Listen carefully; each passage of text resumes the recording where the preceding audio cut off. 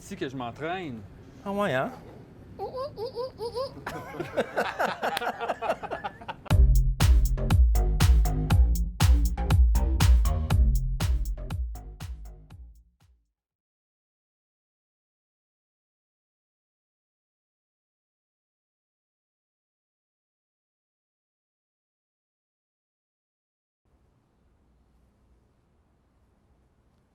Fafard! Salut Jean-Seb. Comment ça va? À toi? Oui. Tu as trouvé une belle petite table de ping-pong? À vous, hein? Oui. Puis c'est JF qui vit dans le coin.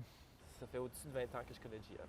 T'as-tu assisté à tous ces morceaux de vie ou vous avez genre perdu une couple de fois puis retrouvé? Puis... JF, on sait quand t'as des vies là, qui se recoupent, Ouais. puis qui se recoupent, puis qui se recoupent, puis qui se recoupent. Là. On est devenus amis, on a été collègues, on a été des drogués ensemble. Ouais. Puis là, on est en rétablissement ensemble. Il y a aussi que Jean-François, lui, il a comme disparu Ouais. pendant un certain temps. Puis quand il est revenu, il était comme full-on dans le rétablissement déjà, alors que moi, j'étais comme en rechute, en rechute, en Toi, tu rechute. trébuchais puis lui, il avait pas une droite. Lui, c'était là. comme, il avait compris comment ça marchait. Là. Jean-François, il y a quelque chose de heureux, je pense, qui a été contagieux pour moi. Ce gars-là, il avait l'air de bonne humeur. Même. JF. Tu sais? C'est sûr. En plus, il se rétablit, mais il fait des jokes tout le temps. Puis je trouvais qu'il était drette, ce gars-là. Puis. C'est vraiment quelqu'un qui a mordu dans le rétablissement. Lui, il a comme pogné les suggestions, il a écouté ce qu'on lui disait de faire, puis il est parti avec ça, puis ça a marché pour lui. Ça marche encore pour aujourd'hui. Oui. Ouais. Quand il se lance à se fond lance. dans tout ce qu'il fait. C'est vraiment, il y a une drive incroyable. Mais c'est ça, c'est que le comportement qu'on peut associer à une dépendance qui a été nocif, lui est aujourd'hui vraiment bénéfique. Oui, parce que quand il consommait, quand nous on consommait genre à côté. À côté. Puis dans notre établissement, à ce niveau-là, on se ressemble un peu, on est en rétablissement à côté. Oui. C'était le fun d'avoir JF dans ma vie parce que ça me permettait de m'identifier à quelqu'un qui est capable de le faire. Autant que sa déchéance ou sa période de consommation a été une période de destruction pour lui, Oui. son rétablissement et prendre soin de lui, améliorer qui il est constamment. Tu sais, il y a comme un effort conscient d'être une version 2.0. là.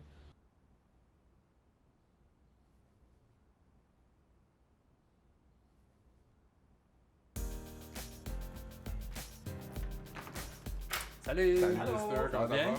Yes! Bienvenue chez nous. Merci de nous recevoir. Tu t'es lancé dans les crêpes. Ben oui, ben non. Tu nous prépares? Ben là, je vous ai préparé des gaufres.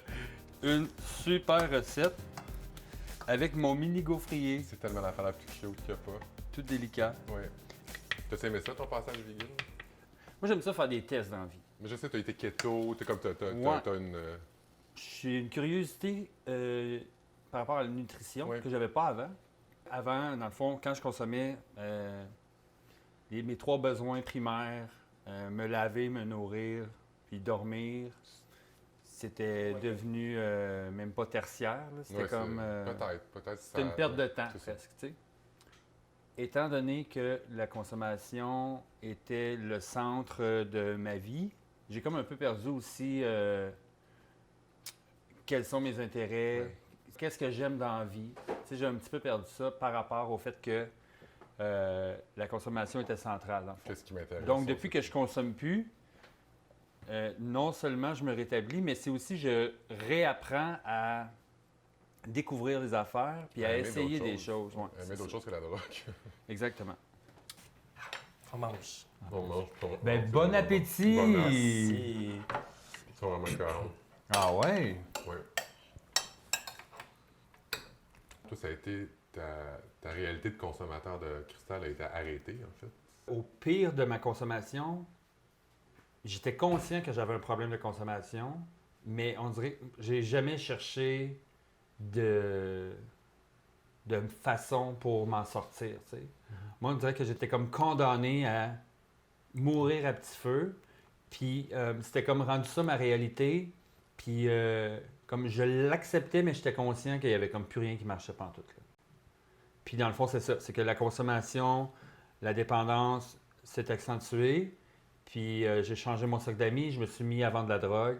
Puis dans le fond, c'est à un moment donné où est-ce que je me suis fait dénoncer à la police par quelqu'un.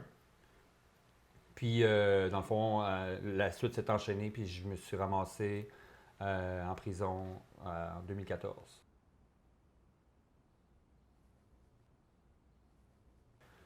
là, je suis en tabarnak. Je suis en maudit. Parce que là, je suis plus capable d'être le manipulateur puis le crosseur que je suis donc bon à être là, depuis 2-3 ans, là, tu sais. Puis là, j'en ai longtemps voulu à ce gars-là. Parce que là, lui, pas parce que je suis en prison, parce que mon petit jeu, il fonctionne plus. Fait que je suis plus capable de te faire croire que tout va bien, tu sais. J'y en veux même pas de m'avoir comme dénoncé. J'y en veux parce que je peux plus manipuler personne. Puis ça, je lui en ai voulu longtemps. Parce que dans le fond, c'est plus facile de lui en vouloir à lui que de me regarder dans le miroir et de faire c'est peut-être toi qui as comme perdu le contrôle de ta vie, dans le fond. Tu sais. Il y a quand même un point pivot dans ce moment-là où tu t'es comme reviré de bord. À un moment donné, 9 mois plus tard, ça fait quand même 9 mois que je suis là, j'ai une agente de probation qui me dit qui me dit toi, tu n'as pas d'affaires ici, t'es pas un criminel, tu es un toxicomane, tu n'as jamais pensé d'aller faire une thérapie. Puis là, je suis comme, ah, non, c'est la première fois qu'il y a une lumière qui allume par rapport à une thérapie, changer de vie, essayer des choses différentes pour avoir des résultats différents. Puis là, j'ai dit non, j'avais pas pensé à ça, tu sais. Fait que là, j'ai dit, j'ai combien de temps pour y penser parce que c'est quand même une grosse décision. Fait qu'elle a dit, il faudrait que tu me le dises immédiatement. Fait que là, c'est comme dans les films, là, en 4 secondes, j'ai vu ma vie de toxicomane et l'escalade qui s'est enchaînée se passer devant mes yeux. Puis j'ai dit, OK, je suis prêt à aller en thérapie. Et je n'ai jamais reconsommé depuis ce temps-là de cristal et drogues dures et drogues en tout genre. Puis ça va faire 6 ans en décembre 2020.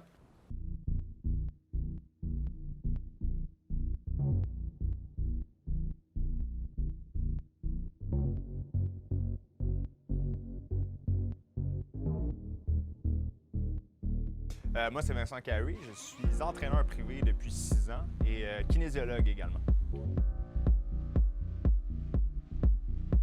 Salut! Ça va? Yes! On fait l'écoute? Yes! Salut, ça va? Ben oui. C'est ça que je vous parlais, la terrasse, les gars. Nice!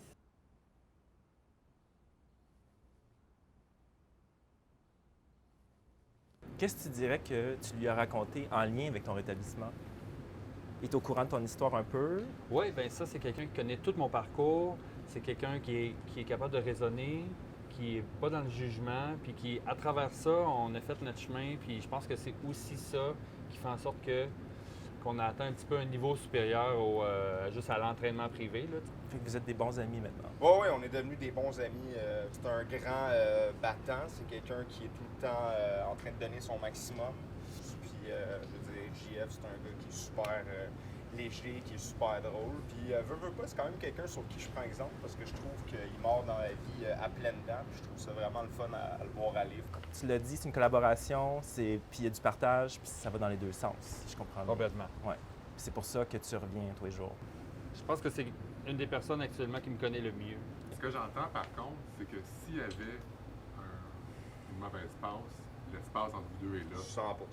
Juste on top of my head, j'ai quand même quelques clients qui ont des histoires de toxicomanie. Puis j'aime vraiment ça, être là pour ces gens-là. Puis j'aime ça aussi qu'ils me fassent confiance. Ce que j'entends aussi, c'est que tu cares. Tu sais, Je pense que oui. Oui, Je suis ben, un, ça je se suis un voit. pas pire sensible, Oui, puis oui. je suis quand même capable de faire preuve d'empathie puis de me mettre dans les souliers de ces gens-là. Les éléments qui fonctionnent dans un village, c'est les gens qui carent. Ouais. Peu importe leur profession, leurs aptitudes, leurs compétences, c'est ceux qui sont comme « je me préoccupe de toi, je veux ton bien-être », puis j'ai comme l'impression que c'est ça qu'on voit aujourd'hui. Même si mon village évolue d'une période à une autre par rapport à ce que je vis, Oui. ça revient toujours aux gens. Puis il y a des joueurs qui changent, puis il y a des joueurs qui restent plus longtemps. C'est ça. Ouais. C'est vraiment la beauté d'un village, puis que c'est comme organique, puis ça change dans le temps. Moi, j'ai pris part à Ça prend un village parce que tout au long de mon rétablissement, ce qui a fait la différence, c'est les personnes qui ont été mises sur mon chemin, autant avant, pendant ou encore maintenant, dans mon rétablissement. Il n'y a personne qui va pouvoir le faire à ta place. On entend souvent « donne-toi une chance », mais à un moment donné, la chance, elle ne viendra pas de l'extérieur. Il faut la saisir, mais on fait sa chance. Moi, j'ai longtemps pensé que d'être libre, c'était de me foutre de tout puis de profiter de la vie, alors que dans le fond, j'ai commencé à être libre quand j'ai commencé à prendre mes responsabilités.